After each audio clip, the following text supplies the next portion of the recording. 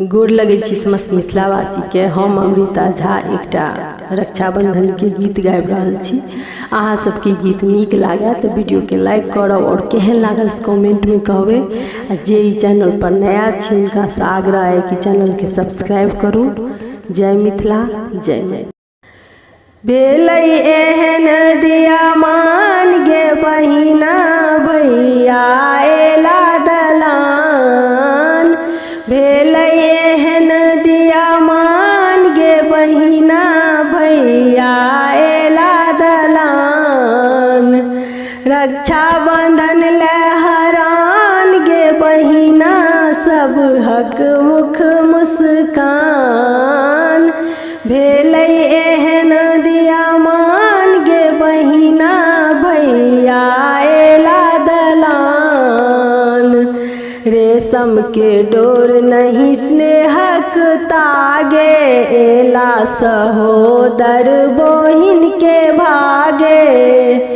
रेशम के डोर नहीं स्नेहक तागे एला सहोदर बहिन के भागे। पूरल सब अरमान गे बहिना सब हक मुख मुस्कान। पूरल सब अरमान गे बहिना सब हक मुख मुस्कान। भेलै एहन दिया मान गे बहिना भैया एला दलान। सावन मासक निज पूर्णिमा तिलकोर तरब संग कदीमा। सावन मासक निज पूर्णिमा तिलकोर तरब संग कदीमा। 56 भोगक विधान गे बहिना भैया एला दलान।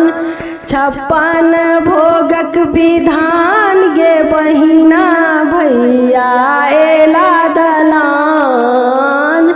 भेलै एहन दिया मान गे बहिना भैया एला दलान।